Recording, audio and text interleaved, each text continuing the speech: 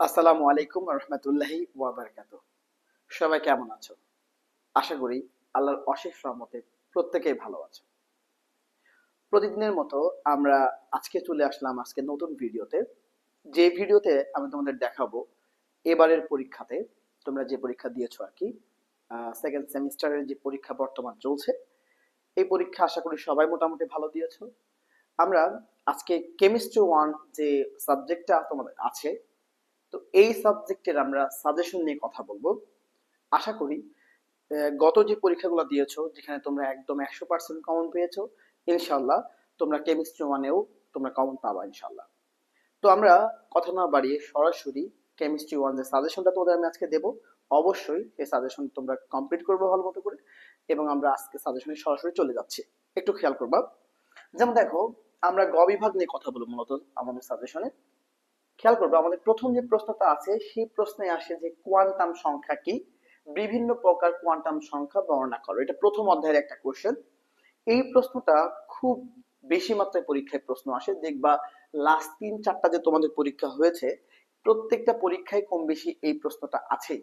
সুতরাং আমি এটাকে 3 স্টার তালিকায় রাখবো। খুব ভালো মতো করে তোমরা এই প্রশ্নটা পড়বা।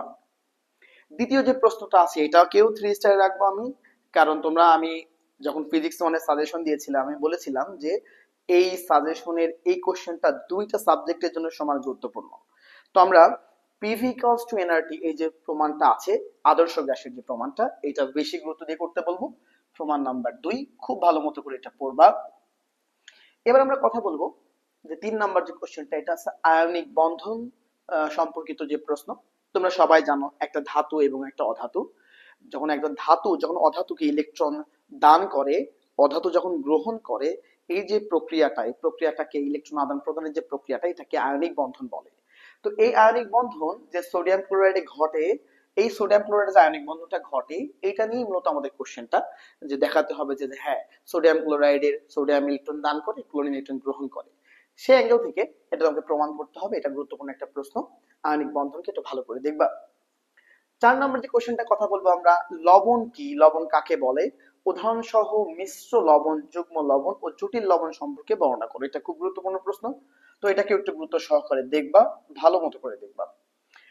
5 নম্বর যে কোশ্চেনটা আছে সেখানে আছে বাফার দ্রবণ কি, বাফার দ্রবণ ভেরি ভেরি ইম্পর্টেন্ট একটা কোশ্চেন। বাফার দ্রবণ কি, বাফার দ্রবণ সম্পর্কিত যে কোশ্চেনের যে উত্তরটা আছে তোমরা দেখবা।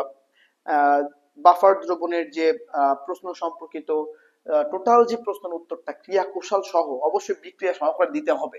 ক্রিয়া কৌশল বললেই বিক্রিয়া দিতে হবে বাধ্যতামূলক। যদি কেউ ক্রিয়া কৌশলে বিক্রিয়াগুলো ঠিকভাবে না দেয় তাহলে সে মোটেই পুরো নাম্বার এখানে আশা করতে পারে না। এই জন্য অবশ্যই বাফার দ্রবণকে আমি গুরুত্ব সহকারে দেখতে বলবো। 6 নম্বর যে কোশ্চেনটা আমরা দিয়েছি এখানে, প্রভাবক কি। তোমরা সবাই জানো যে বিক্রিয়ায় সরাসরি অংশগ্রহণ করে না, বিক্রিয়ার গতি আহ বাড়াতে অথবা হ্রাস করতে একটা বিশেষ ভূমিকা পালন করে, ঠিক আছে, সেই সরাসরি বিক্রিয়ায় অংশগ্রহণ করে না, এ সকল পদার্থগুলোকে আমরা প্রভাবক বলে থাকি। তো এই প্রভাবক সম্পর্কে একটা প্রশ্ন আসে দেখবা, তোমার বইতে আসে 4 প্রকার প্রভাবক আছে, ঠিক আছে। তো এই প্রভাবগুলো একটু ভালো করে পড়বা, এই হচ্ছে কথা। 6 নম্বরটা ভালো করে গুরুত্ব দিয়ে করবা। 7 নম্বরটাকে আমি 3 স্টারের তালিকায় রাখবো, কারণ 7 নম্বর যে কোশ্চেনটা আছে এটা পানির ক্ষরতা দূরীকরণের পার্মোটিক প্রণালী। তোমরা জানো যে পানিতে যখন ফেনা উৎপন্ন হয় না তখনই মূলত পানির ক্ষরতা সৃষ্টি হয়। এখানে বেশ কিছু আয়ন দায়ী থাকে, হ্যাঁ। তো যাই হোক, আমার কথা হচ্ছে যে এই পানির ক্ষরতা দূরীকরণের যে পার্মোটিক প্রণালীটা অবশ্যই ভালো মতো করে তুমি দেখবা। 8 নম্বর কোশ্চেন এবার আসি, তড়িৎ প্রলেপন কি। একটু খেয়াল করে দেখবা যে লাস্ট 2টা বছরে কিন্তু এই প্রশ্নটা আসছে, হ্যাঁ। তড়িৎ প্রলেপন কি এবং এটার ইলেকট্রোপ্লেটিং যে প্রক্রিয়াটা, হ্যাঁ, এটা খুব ভালো মতো করে এটা দেখবা, কারণ এই প্রশ্নটা পরীক্ষায় এবার আসতে পারে হয়তো। 9 নম্বর কোশ্চেনে আসো ফ্যারাডের সূত্র। ফ্যারাডের সূত্রটাও আমি গুরুত্ব দিয়ে সহকারে করতে বলবো। ফ্যারাডে, ঠিক আছে, ফ্যারাডের যে ব্যাপারটা আছে, ফ্যারাডের মূলত 2টা সূত্র আছে, ওই সূত্রকেই তোমাকে দেখাতে হবে, দেখাই সুন্দর মতো করে ইকুয়েশন করে খুব ভালো করে বোঝাইতে হবে, যে সূত্রগুলা দিয়ে গাণিতিক যে ব্যাখ্যাটা আছে সুন্দর মতো করে দেখবা। 10 নম্বর কোশ্চেন যেটা আমরা আসবো, গঠন অনুসারে জৈব যৌগের শ্রেণী বিভাগ আলোচনা করব। প্রশ্ন যদি কঠিন করে, যদি দেখো যে না প্রশ্ন একটু হার্ড টাইপের করেছে, সেক্ষেত্রে এই ধরনের প্রশ্ন আসতে পারে জৈব যৌগ থেকে যে কোশ্চেন গুলো আসে। আর অনেকেই আছে জৈব যৌগের কোশ্চেন একটু ভয় পাই, তা আমার মনে হয় তুমি একটু ভালো করে, কিংবা আমাদের নোটগুলো যদি তুমি একটু দেখো, টেকনিক্যাল হোমের নোট যেগুলো আছে সেগুলো তুমি দেখো, খুব সহজ ভাষায় আমি লিখে দিয়েছি। ঠিক আছে? যাদের কাছে নোটটা আছে, তুমি একবার দেখলে ইনশাল্লাহ এখানে তুমি পারবা। 11 নম্বর কোশ্চেন যেটা আছে, এটা আছে অ্যালকোহল। অ্যালকোহল রিলেটেড যে প্রশ্নটা আছে সেটা হচ্ছে অ্যালকোহলের শ্রেণী বিভাগ করো বা এর উদাহরণ সহ আলোচনা করো। শুধু শ্রেণী বিভাগ করলে হবে না, প্রত্যেকটার উদাহরণ দিতে হবে। তো এই প্রশ্নটা একটু গুরুত্ব সহকারে করবা, অ্যালকোহলের যে ব্যাপারটা আমি বললাম এটা। 12 নম্বর কোশ্চেন যেটা আসছে সেটা হাকেলের নিয়ম। হাকেল নিয়ম তুমি অনেকবার হয়তো পড়েছো, তোমাদের 13-14 অধ্যায়ের ওই লাস্টের দিকে প্রশ্নটা আছে। তো এই যে হাকেলের নিয়মটা একটু ভালো করে দেখবা, এই বছরের জন্য এই প্রশ্নটা খুবই গুরুত্বপূর্ণ একটা প্রশ্ন। হাকেলের নিয়মটা আমি পড়তে বলবো অনেকবার। লাস্ট যে কোশ্চেনটা আমি দিয়েছি সেটা হচ্ছে রেডক্স বিক্রিয়া কি। দেখাও যে জারণ বিজারণ যুগপৎ ঘটে। যুগপৎ শব্দের অর্থ কি? যুগপৎ মানে হচ্ছে একই সাথে ঘটা। কেউ একজন ইলেকট্রন দান করলে কেউ না কেউ ইলেকট্রন অবশ্যই গ্রহণ করবে, তাই না? দান করাটা জারণ বিক্রিয়া, গ্রহণ করাটা বিজারণ বিক্রিয়া। সেই অ্যাঙ্গেল থেকে কেউ না কেউ দান করলে কেউ না কেউ সেক্ষেত্রে কি করবে? ইলেকট্রন গ্রহণ করবে। তো যাই হোক, এই 13টা কোশ্চেনেই আমাদের এই বছরের সবচেয়ে গুরুত্বপূর্ণ তালিকা আমি রেখেছি, যে আমার মনে হয় যেগুলো সবচেয়ে গুরুত্বপূর্ণ সেগুলাকে আমি এখানে সিলেক্ট করছি। তুমি জানো যে তোমাদের বইতে অনেকগুলা গ বিভাগের প্রশ্ন আছে, যেখানে অত মনে রেখে আসলে পরীক্ষা হলে যাওয়াটা অনেক টাফ। যেক্ষেত্রে আমার মনে হয় তুমি যদি এই শর্ট সাজেশনটা মনোযোগ দিয়ে এই 13টা কোশ্চেন মাত্র ভালো মতো করে পড়ো, ইনশাল্লাহ তুমি গ বিভাগে 40-এ 40 পাবা, এতটুকু আমি ইনশাল্লাহ বলতে পারি।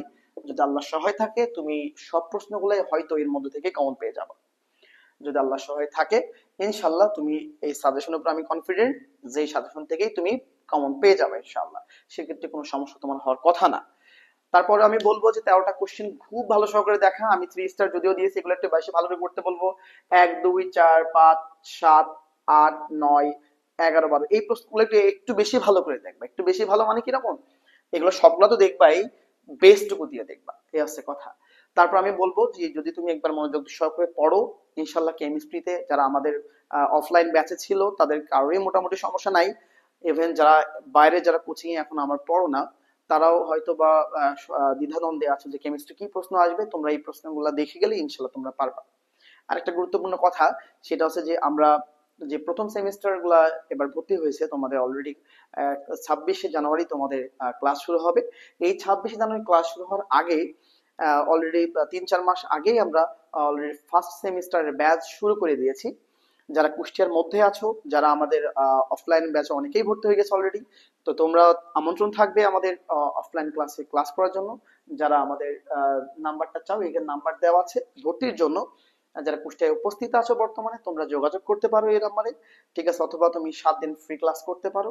তোমার যদি মনে হয় যে না ভালো হও, ভর্তি হলে আমাকে অনেক ভালো হবে, কিংবা আমি একটা ভালো রেজাল্ট করতে চাই, পড়ার উদ্দেশ্যে আসতে চাই, সেক্ষেত্রে টেকনিক্যাল হোম তোমার সর্বক্ষণিক তোমার পাশে থাকবে ইনশাআল্লাহ। তো আজকে এতটুকুই।